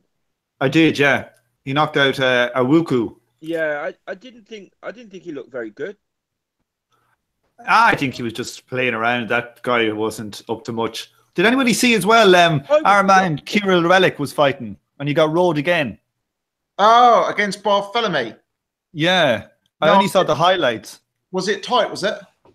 I saw the highlights, like about a 5 or 6 minute highlight thing. Real. I couldn't find the actual fight, but he completely won that fight, and yet again he got rolled. And you know, that's 2 times he's been denied. He'd been denied by Ricky Burns at 140 for a title, and now he's been denied by this guy. So he's probably the unluckiest man in world boxing. Yeah. I might try and check that fight out if I get the chance to. Interesting. Okay. There are some other decent fights. Well, I say decent fights. Let me rephrase that. There are some other decent names boxing on the weekend. The biggest of which is undoubtedly Danny Garcia as he returns to the ring against Brandon Rios. You know, with Danny Garcia, I guess it's kind of an uninspiring comeback fight, although maybe he is allowed a slightly lesser fight, given that he's been out of the ring for some time. But, Sherry, is it just a case of seeing Garcia back and hoping that he steps up to better names following on from this, I guess? Yeah, I mean, look, it seems like Danny Garcia, after that Thurman loss, they've just stuck to this whole thing of that they feel like they won the fight, him and his dad, and you know, the judges took the fight from him. And I've seen this an interview on boxingscene.com, like a written thing. He said, "Oh, you know, I can't afford to leave it in the hands of the judges," which made me laugh. I thought, how many times has he got decisions where people have thought, you know, they're a bit suspect? And I'm not saying that he blatantly lost fights, you know, every single round, but there's fights where, you know, the Mauricio Herrera fight where people thought, you know, Danny Garcia could have potentially lost that fight, and scores weren't very flattering for Herrera, and likewise with the Mon Peterson fight, which was a close fight either way. Could have gone to either man, and Danny Garcia got the nod. So he's trying to play victim of one fight, which he did, in my opinion, lose pretty clearly 7-5. It's still a close fight, but still, I didn't feel like he did enough to win the fight. I felt Thurman just about did enough to win the fight, but it wasn't a very good fight anyway. But him coming back and fighting Brandon Rios, that's like it's just gonna make him look good, isn't it? Because he's a lot bigger, he's a lot fitter, he's a lot stronger. Brandon Rios, every time he makes weight, he looks like a zombie. He's not obviously an athlete, he doesn't live the life. He's just a guy who can take a beating, and he's got a decent enough name, to carry some sort of hype. And he's a game fighter, he's always a guy who's gone in there and tried, and he's taken a beating every single time, when he's been in a fight, and then he's always entertaining that way. But apart from that, like you said, it's just a matter of getting Garcia back in the win column rather, and moving on from there. I don't understand how this is an eliminator for the WBC as a final eliminator. It doesn't make any sense. Rios has never really done anything at welterweight anyway. If you're honest, what he's done, he's lost to Pacquiao, he beat Alvarado, he lost to Bradley. Realistically, what has he done? He's done absolutely nothing. So it's a bit of politics, isn't it, really, just to get Garcia back for Thurman rematch down the line. But he should. I think Garcia will stop him by about round 7, 8 latest. I think Danny Garcia is obviously the bigger man at this point. And it's like when Pacquiao fought Rios, he wasn't really. He's coming off a year layoff after the Marquez loss, and it was a matter of he got in there and he boxed, didn't he? Of course, Pacquiao was still hitting hard enough at the point, but he kind of boxed and then boxed rings around Rios, whereas Garcia isn't really looking to make a statement and try and stop him. And stop him brutally, I think. So I think he'll be over by around 7 or 8. I think Garcia will stop him. Yeah, Brandon Rios got stopped by Tim Bradley, didn't he? The body, yeah, he did. Exactly, so he shows it all day. Yeah, it's probably not going to be any easier for him to make weight now he's up in his 30s as well. So, yeah, he got stopped by that Bradley in 2015. He's had a comeback fight since then, but you'd think at this stage, I know he's a big name because of past glories and, fighting Pacquiao and Alvarado and, big names in the past, but you'd think it'd be easy work at this stage. 100%. Let me also ask you about Devon Alexander versus Victor Ortiz. For me, when the welterweight division was, really, really pumping 3 or 4 years ago, when you had Floyd and Manny and Marquez and Khan and Brook and Furman and Garcia and all of these names in the mix, these kind of guys were like what I would think of as like nearly men. They were on the fringes of the top 10. They were guys who had fought some of the top contenders, but they were ones who had just come up short. Now for me, they're struggling for relevancy. They're a bit older. Their profiles have dipped. I know Devon Alexander's had some relatively well-publicized addiction problems outside of the ring. Victor Ortiz has had all sorts of, issues where he appears to have found ways out of fights. And, obviously that controversial Floyd Mayweather fight, it kind of feels like a sort of loser goes home type matchup. Do we still have interest in seeing this fight, Seri? Is it still one where, the winner could go on to get a big fight? Is it still kind of action that we even want to be watching at this stage, I guess? I think you summed it up pretty much with the way you opened that. I'm saying to stay with it. It's probably 4 or 5 years too late, in the sense that the guys have taken a few losses in between as well. So I mean, Alexander lost to Khan, which that was just probably Amir Khan's top 2 or 3 performances of his career. So that's fair enough. He couldn't really do anything there. He lost to what was the guy's name? He lost to the guy, and he's come back fight a year later. Who, Devon Alexander did? Yeah, he lost to a year later. He came back in a rematch, didn't he? He lost to one of the Mexican guys. What his name? He wasn't meant to lose to him, but he lost to him. And then he missed it for 2 years, didn't he? That's why. I mean, boxer. Aaron Martinez. I don't know. It's one of them names. I don't know what his name is. Can't remember. Have a look. You'll find it. He did lose in 2015. He came back November, October 2015. Yeah, Aaron Martinez. That's it. That fought Robert Guerrero, and he beat him. That guy. He lost to him towards the end of 2015. Halt on his career, didn't he, as well as his addiction problems and whatnot. Victor Ortiz has always been one of those guys who people have had their opinions on in terms of a guy who kind of gives up in fights and whatnot. But the reality is, look, Ortiz had his day. He was a massive name towards the beginning of his career. He was tapped as a big prospect and whatnot, and then the Floyd Mayweather fight happened. The whole Cita Lopez, issue with the broken jaw. Otherwise, he would have gone on to fight Canelo and whatnot, So it's all fights now. I think he's just trying to make a bit of money and just try and prove that he's got something left. Devin Alexander, I still think he's a very, very well skilled boxer. I do think he will outbox Ortiz. I don't think he'll stop him because he's not a very big puncher. But at the end of the day, look, they're both former world champions. Ortiz, welterweight, and Alexander's been a unified light welterweight and a welterweight champion. So they've got enough, in terms of pedigree to put on a decent matchup. But he is 4 or 5 years too late. And maybe I think out of the two of them, I think Alexander's got maybe one decent big fight left in him. Whether that's against Spencer Garcia, and he's got one fight with a big name left in him. I mean, he has to show Sorry, the sound is going in and out. I'm afraid we're kind of we are hearing bits of it, but not all of it. But you're saying that there's one big fight left in Alexander, perhaps. Sorry, can you hear me now? Yeah, it's a bit clearer now, mate. Yeah. Yeah, sorry. Yes, so I think Alexander the more likely guy to be there. A Thurman or a Spence on the PBC side of things, for a title defense kind of thing, or eliminator for Garcia, whatnot. He's already fought Porter and lost to him. The world title he lost to Porter, didn't he, back in 2014? So he's already had that fight, and I think he's got one big fight left in him. But I don't think he'd win the fight. I think, like you said, 4 or 5 years ago, these guys with the Neely men, and at this point, they're not going to compete with a Thurman and a Spence and even a Garcia. If I'm honest with you, I think, but like I said, Alexander is that guy at the two. I think he'll win the fight. Good stuff.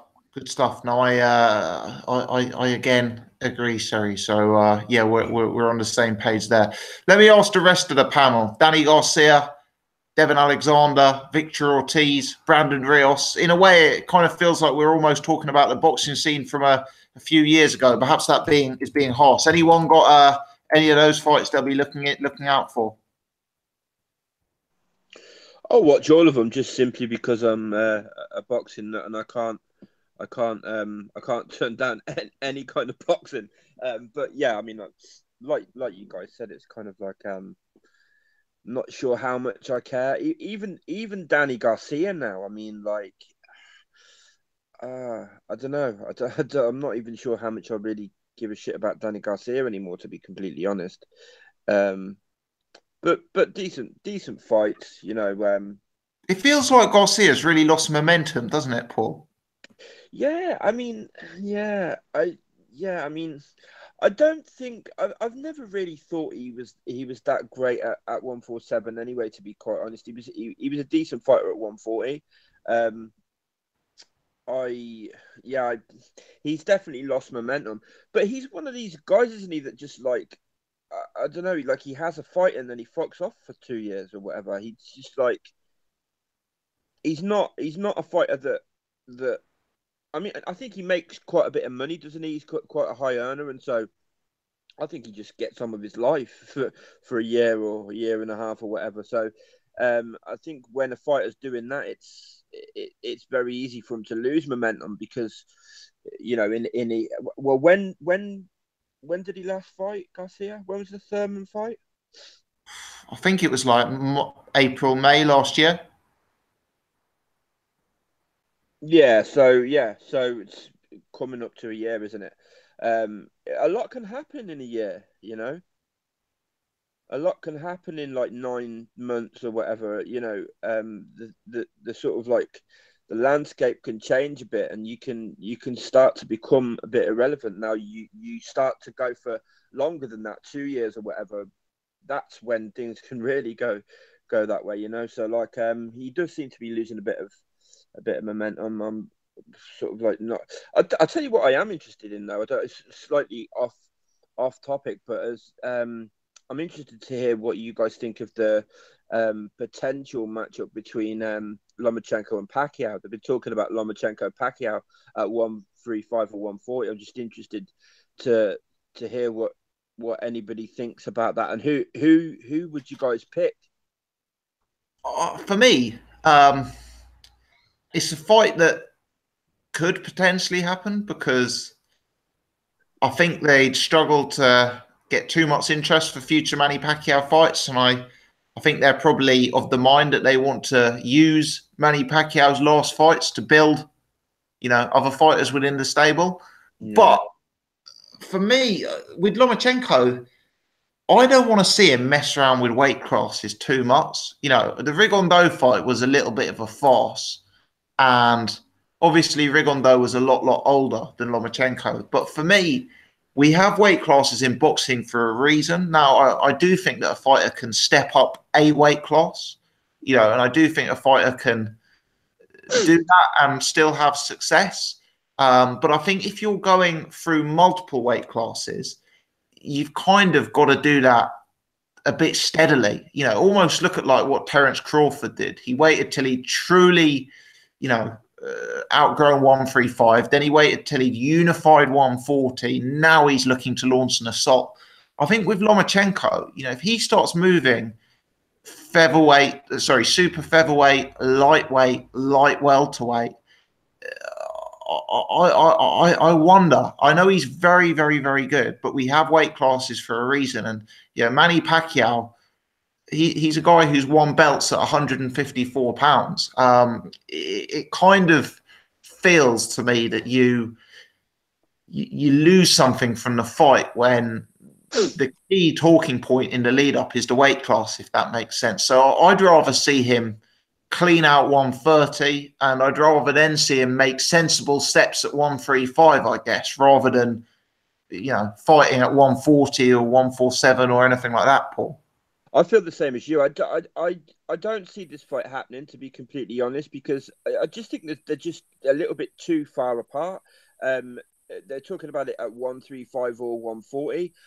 I very much doubt whether Pacquiao would come down to 135. Whether he could even make 135. I'm guessing he probably could, but I'm not sure how well he could make it. I don't want to see Lomachenko sort of beat the shit out of a drained Manny Pacquiao. I'm a big Manny Pacquiao fan. I'm a big Lomachenko fan. I don't want to see it, but it seems to be gathering a bit of momentum. Bob Arum seems to like the fight for obvious reasons. Bob Arum likes to fight. I hope it doesn't happen. I don't think Manny in the last few years, I don't think he's really wanted to take sort of like really difficult fights and stuff. And I think he would probably see this as that, simply because he would have to come down so much and whatnot as well. So I'm kind of hoping it doesn't happen, to be honest. Although I suspect it may do. I just wondered what everybody else thought about it as well. Yeah, it's one of those fights, isn't it, where you see the rumors and stuff about, you know, get Pacquiao to have a fight and then fight towards a fall. I mean, it's all like one of those things. I mean, 10 years to the day where Pacquiao fought De La Hoya, a drained De La Hoya, who, you know, had nothing left, and he beat him. He catapulted his career, didn't it, from there? That's what really put Manny Pacquiao in the big time, didn't it? I mean, as much as he was a multi-weight world champion up until that point, that's what put him into the, you know, the welterweight division and whatnot. And then he started going on that, you know, that great run he had for, you know, 3 or 4 years. Miguel Cotto, Shane Mosley, Margarita, all that business. So it's that type of thing that Bob Arum, being the genius that he is trying to recreate. He's trying to do the Pacquiao effect and literally pass the torch from the guy who took it from Oscar De La Hoya on his last legs, and put Pacquiao in that position now and put Lomachenko over. It's more of a fantasy matchup than an actual realistic matchup. I mean, I'm sure the weight classes, it could happen at 140 and Lomachenko would take any, and at this point he'd win. I don't think Pacquiao has anything. I'm not saying he's completely finished, but I don't think he's not that guy anymore. You know what I mean? And there's no reason to assume he would be. He's going to be 40 years old, I think, this year, isn't he, or next year? So he's already, you know, way past his best. And if it was, it would only be to build Lomachenko's name and pass the torch to him, which Bob Arum would want him to do. I mean, Bob Arum initially wanted that for Terence Crawford, didn't he? He wanted Pacquiao to pass the torch to Terence Crawford, but that didn't happen, and it's not going to happen realistically now. That's what I say about Pacquiao. I don't think Pacquiao wanted that fight, and I think... Yeah, no, his team and him didn't. I think Pacquiao, the fighter, probably did, but he probably thought to himself, "Do I really need to take this fight at this point?" And, you know, it's one of those things, and it's risk and reward. Realistically, he's not going to beat Crawford at this point. He's thinking of his legacy at this point, and I think he would obviously view somebody like Terence Crawford as. I mean, Crawford would have beat Pacquiao. I think Crawford just has a bit too much at this stage, and you can't really blame him. Look at Pacquiao's career, man. Look, he fought everyone. Fought everyone. I want Pacquiao to retire. To be honest, I I think it's a disappointing end to his career. This, I mean, back in 2015, there was that fight against Floyd Mayweather. I thought he was very disappointing in that fight. 2017, we're seeing him lose to a guy like Jeff Horn. Now we're talking to him at 40 years old, trying to drop 2 weight classes, to light welterweight, where he hasn't fought. I mean, when was the last time he fought at light welterweight? He fought at lightweight 2009. What? So yeah, 9-10 years later, he's trying to drop 2 weight classes to be an opponent for someone. I just think he should call it a day, to be honest. I've lost interest as well. Yeah, I completely agree, and I'm a massive Pacquiao fan. When you consider, like, what did he start off as a flyweight? I mean, like, what that guy has done in the sport of boxing is just absolutely incredible. I completely agree. I hope this doesn't happen. I really hope it doesn't happen, because it's a surefire way to sort of like damage your legacy, to do something like this. So I really hope it don't happen. There you go. There you go. Anyone else want to input on that from the panel?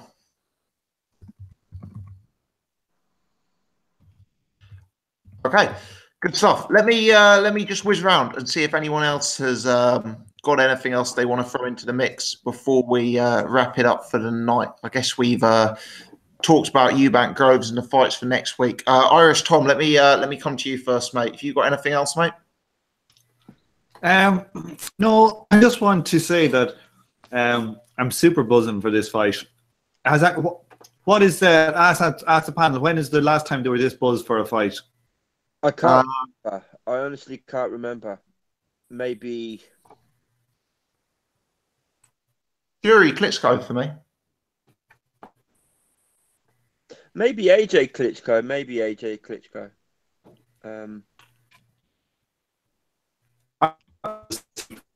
4 days now. I'm seriously, I'll be thinking about uppercuts.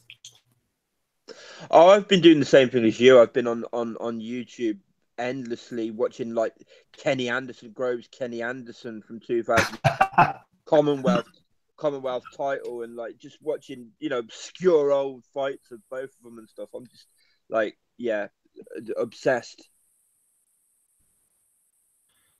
Good stuff. Paul, anything else from yourself before we call it a night, mate? I want to ask just a quick round the panel, not a prediction, just an initial sort of like inklings on it. How do you lean, Wilder Ortiz? I know we'll talk about this after, I think.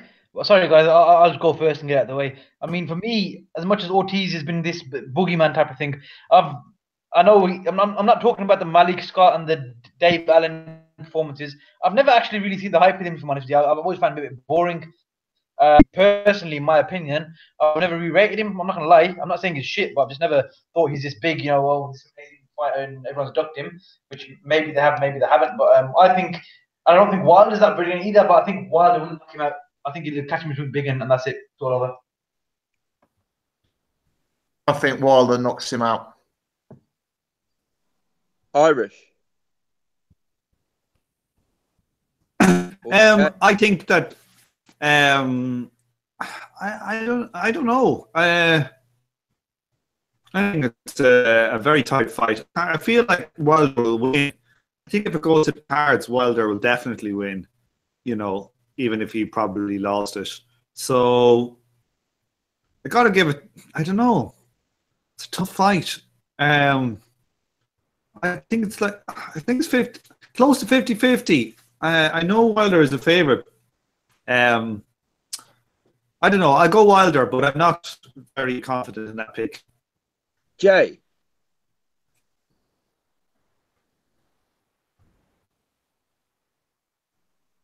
Are you still there?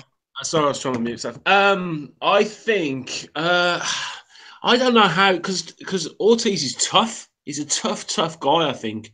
And I know Wilder has the big punch, the knockout punch, this fearless power that he has, but I'm not so sure. It's going to be interesting to see with Ortiz, with such good that Cuban technical ability that he has.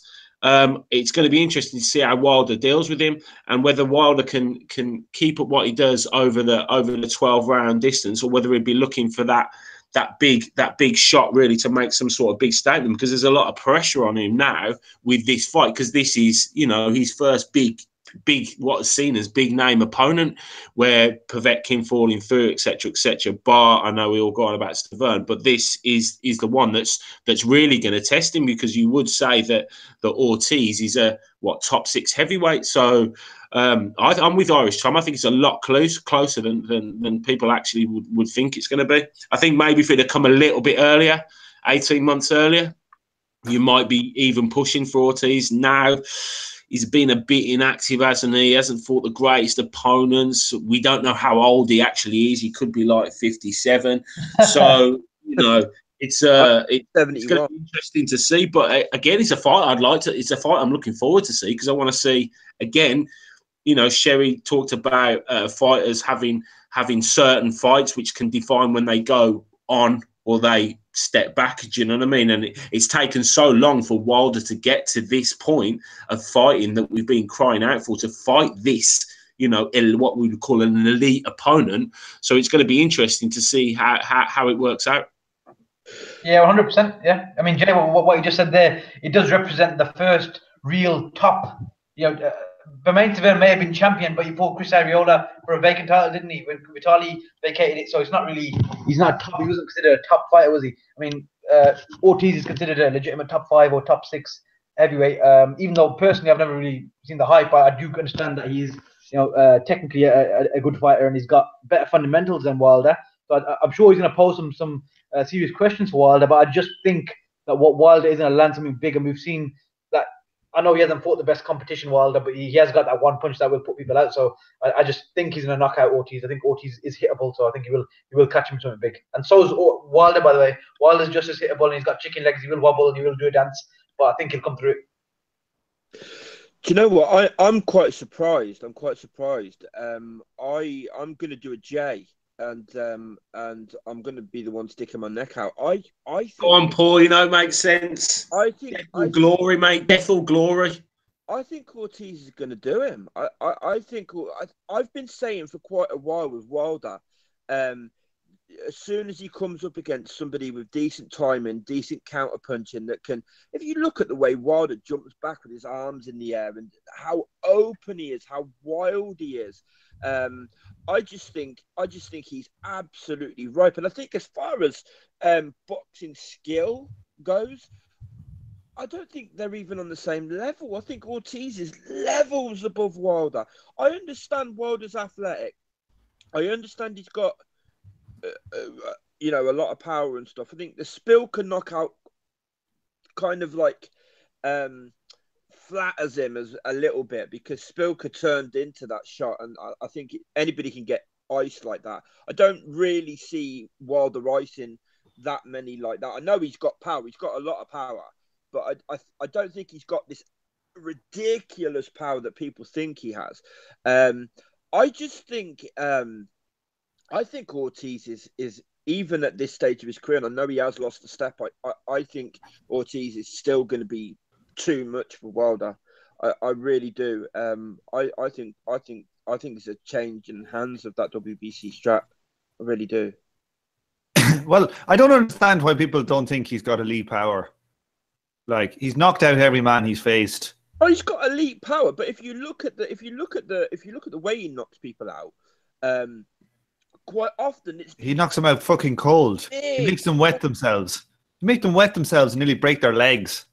Like, I think he's probably, is he pound for pound the hardest puncher in boxing? He might be. I'm not sure he is, but I agree. He's got a lot of power. I don't think it's the sort of like ridiculous astronomical power that people think it is. I think when you're swinging, sort of like bringing your arm up from your fucking arse and swinging entirely all the way around, then yeah, of course, when it lands and you're fighting absolute bums, yeah, you can knock them out. Paul, he does that when he's actually stunned and hurt a guy. He's not doing so. He's already landed his power punch without doing that. No, but yeah, So like that's it's not like he just swings from his arse and then he knocks them down. Go and look at it, and we'll talk again next week. He does, mate, as well. Sometimes he sets up the shots a little bit better, but he does as well. His technique is absolutely fucking awful. It's awful. But look, people, it's all about the total fighter. For himself, he actually nearly knocked himself out in the Spilker fight. Go back and look at Rumble in the Jungle and look at George Foreman, who's supposed to be a top 5 all-time heavyweight. George, you can't compare George Foreman to fucking Wilder. Go back and look at the Rumble in the Jungle. Go back and look at the Rumble in the Jungle and come back a million times, and I can tell you now, he's a much better fighter than Deontay Wilder. I mean, come on, Tom. That's not the point. The point is not that Deontay Wilder is better than him. Better fighter as well. The point is that George Foreman was clumsy as fuck and he was all over the place. No. But it was the total fighter that you have to judge him on. You got to judge him on what he package. And Wilder, you have to judge him on his package. Just because the guy's awkward. Look at Carl Froch. But Wilder is more awkward looking cunt than Carl Froch. Not that he's awkward. He isn't technically very, very gifted. That's the issue. No, I'm not saying he's not effective. I'm not saying they're not effective. And the other issue with Deontay Wilder is when he fought Stavern with the first time, he set himself to a plan and he boxed at range. Ever since then, because of this aura of being this big puncher and this knockout artist and trying to prove points, he's wild. He's really wild, and he goes in wild. He doesn't use his brain at all. He doesn't think when he's boxing at all. He's looking for that big punch every time. He's wild. Then windmill punching does. I mean, it's a social media joke because it's just ridiculous what he does. If you look at Wilder and you think he can box and you think that's decent boxing, then I'm sorry to say you don't understand what you're looking at when you look at boxing. Yeah, but like, so what, Paul? So what your comment there makes plain is that you don't understand what I'm even saying. No, because I've never said that he's a good boxer. No, I'm saying that it's fighting. It's not boxing. It's not about looking pretty.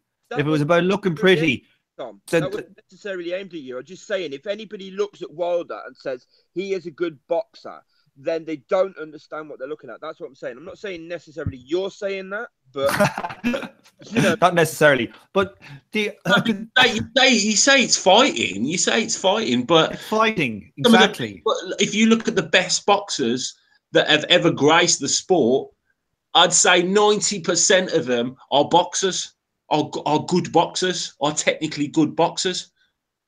Absolutely, but that doesn't mean that you can't be a top class elite fighter and be awkward. You can. Look, people British fighters go.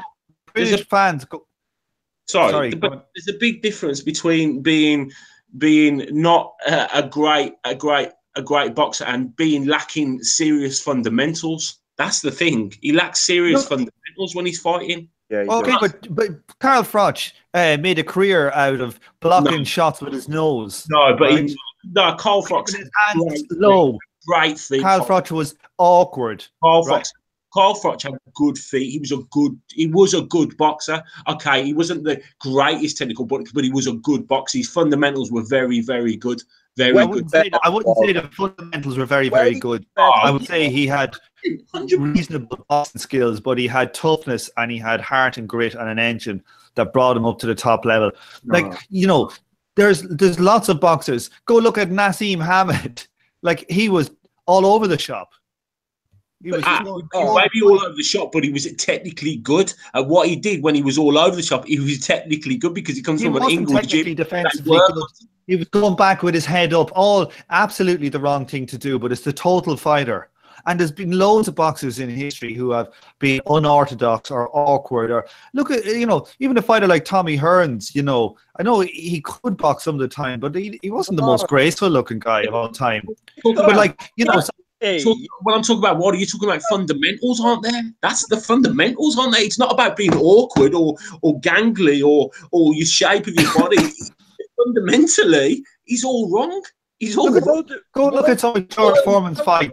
George Foreman George Foreman was a very awkward, uncoordinated looking guy. Foreman do what Wilder does? Never. Never. Not once. Never. We don't know that yet because he hasn't done it. Got the windmill Yeah. punch. Windmill punches like he's swimming. You wouldn't see Foreman do that. That's a man that doesn't and doesn't think about what he's doing. Foreman had some of very, very interesting fucking punches of his own. No. Fucking missing and swinging and going around 360. For fuck's sake, come on. No way. Can't compare that at all. You can't compare with a 360 fucking spin. You can't compare George Foreman and John. No way. No way.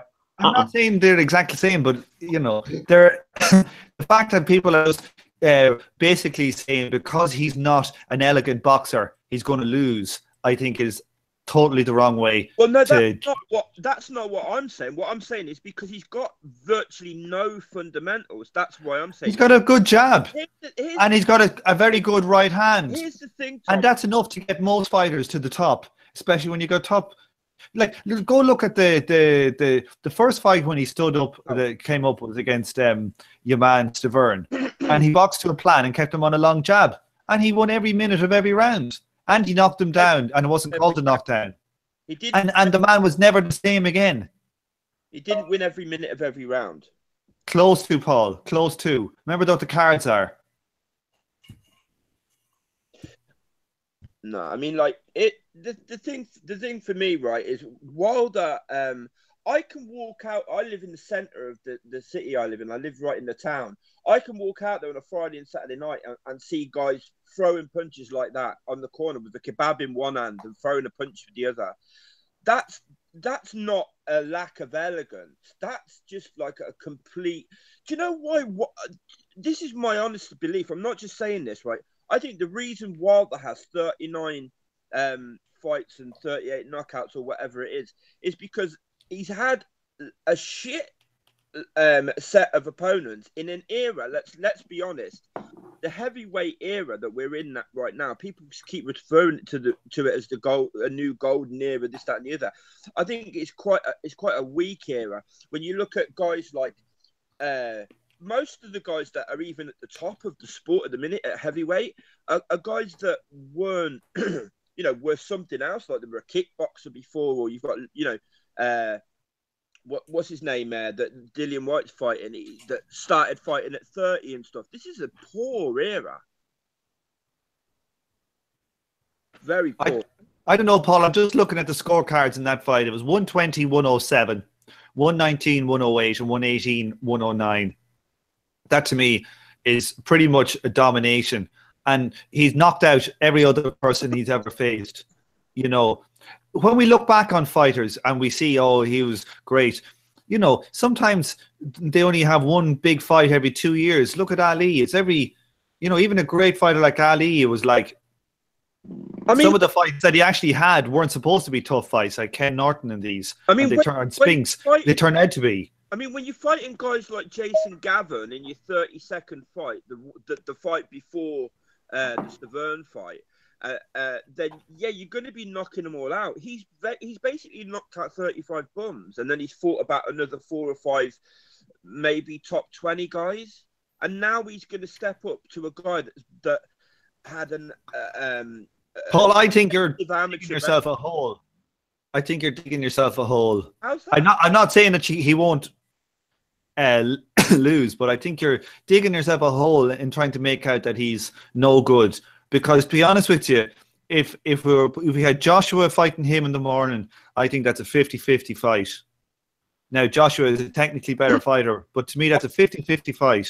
I think Joshua versus Wilder is a fight in which Wilder's got a puncher's chance. I think Wilder could knock Joshua out, but he's got a lot more than a puncher's chance. I think if they fought 10 times, I'd pick Joshua to win 9 of them, 8 or 9 of them. No way. Look at Joshua, has got such flaws. He's got a terrible gas tank. And one thing you can say about Deontay Wilder is he's got a much better gas tank. He's not carrying all that heavy stuff. And if Wilder only needs to land one punch, and then it's pretty much over because he'll finish. Once Wilder hits a man and gets him, he's finished every single time, even if it's wild as fuck. He's get finished it. every single time. Wilder fan, we get it. That's cool. That's absolutely fine. But what I'm saying is, I don't rate Wilder as a fighter at all. Not at all. I think he's awful. I've got a comment from the chat. Too. Huh? I've got to quote one comment from the chat. I see it. I see it, Gotham. Paul slates Wilder for being awkward and not a true boxer, but said McGregor would beat Floyd, the best boxer of the last 15 years.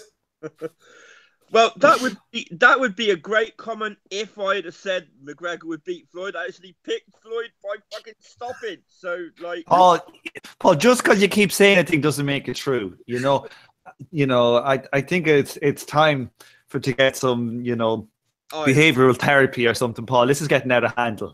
I think the Paul comment has trumped my Glowacki comment, hasn't it? I haven't been abused much lately about that either. I know, yeah, Sherry. That's the only reason you came back to the pod. Yeah. He's been gone for fucking months. He's only come back because of me getting the stick now. Look, go back and watch the podcast and see who I picked. And then come back next week and fucking all eat humble pie. We all know how easy it is to edit these things. We all know how easy it is. Hack Gossip's account, edit it all up. We know that you know how to do all that stuff, Paul. Yeah. International man of mystery. That's true. The thing is, myself, since the podcast has started, myself and Gossip and Jay, we're just kind of lucky that we haven't had picked a real stinker, So God knows, maybe this will. I can't wait till I have my McGregor moment, if I'm being honest. My stinker was Takam Joshua, and I can't believe it's even being called a stinker. It's bullshit. That's bullshit. That's not bad. That's bullshit. Jumped on me. I think Tom's was the Rigondo issue, to be honest. Yeah. Shut your face, Gossip. I don't know. I've had a few bad ones myself. Like, for example, when I picked Nathan Cleverly to stop Jürgen Bremer, that was. Well, I think your bad ones were all pre-podcast. Your howlers were pre-podcast. I picked Audley Harrison to beat Deontay Wilder back in the day. Did you? Yeah, that's a hell of a pick. Yeah, that is like the most contrarian pick of all time. You just must have been watching too much Dwyer. That's all I can put that shit down to. Now that you're doing the podcast more and you've got other boxing guys to talk to, the outrageous Dwyer picks they've receded into the background. I think I've learned about boxing from doing this. And I think one thing I am better at now is picking with my head rather than my heart. So a classic example, I believe the BG of 2013, 2014 would have picked Chamberlain to beat Akoli. Yeah, I did. That was with my heart. That was. Yeah. But the BG of 2018. Also, I remember last year, I was desperate to pick Danny Garcia to beat Keith Thurman. But I insisted that I go with my head rather than my heart and went with Thurman. And there was a few times. Frampton Quigg was another one. Every ounce of my being was saying Quigg was going to win that fight. But mentally, I'd sat down, I analysed it, and I said, no, I've got to pick Frampton here. There's no way that I can actually put my name to Quigg. So I think I've kind of tried to take emotion out of it a little bit more, which has meant a slight upturn in my picking fortunes. To be honest, you being the patriarch of the channel, you have to. You can't afford not to. We can. You can't, mate. Yeah. So. Yeah, well, I'm going for Wilder in that fight, and I think he'll win, and I think that a lot of people will be. Well, Wilder's one of those fighters that'll always have haters. Even if he bet Joshua, people would say, Joshua's no good. Wilder's still a bum. Irish, are you still predicting that Big Baby Miller's going to be a future world heavyweight champion? Because I know you said that. Live in every fight. That again? He's live against any of them champions. Okay. I think he beats Parker. I think Tom's still picking Rigondeaux to beat. In the rematch. Fuck Rigondeaux, that's what I say. He's gone. He's gone in the I hate him list in my pocket notebook. There you go. Right, guys. let me. It's funny how these things go. I think it's probably about 20 minutes ago. I said anything more before we wrap it up. So, It's always Paul. Pull something It's out. always Paul. Paul will say something like, does anybody remember, has anybody here ever seen a UFO or something? And you're like, for fuck's sake, Paul. Yeah. There you go. I'm not going to go around the panel all over again and ask if you've got anything more, because to be honest, I can't now remember who it was that I'd asked first time round. So what I will say is speak now or forever hold your peace if you've got anything else to throw in. I have a question. Paul, are you wearing any underpants in that photograph, the bottom half? Yeah, put your shirt back on. Do you have the full thing, or is it? No, that's just That's it. On that note, I'll say thank you very much for the people who have supported the pod tonight. We have actually had 5 new subscribers join over the course of the pod, which is fantastic. So actually had 3 new subscribers during the course of this pod, so thanks for that as well. Yeah, so continue subscribing to Paul's channel, which is Abstract Boxing and Stuff. Abstract spelt ABZTRACT. Continue subscribing to my channel, the Boxing Gossip channel. We've had 92 of you hit the thumbs up as this has gone live, so that'll be fantastic. That'll mean this will get out to a bit of a wider audience, so please continue doing that if you haven't done so already, or if you're watching this after it's been uploaded to the channel, please do that. Other than that, let me once again thank the panel for their flexibility, given that I changed the date at late notice. Hopefully not too many people missed out because of doing that. My apologies to Jet. And we'll be back next week. The plan is to return normal time, normal Wednesday slot, to be discussing the result of Eubank versus Groves, and I'm sure all the controversy, that will follow it. So I'll wrap it up there, guys. Thanks for tuning in, and let me say have a good evening, everyone, and enjoy the fights this weekend. Happy Wednesday. Happy Wednesday. Happy Tuesday.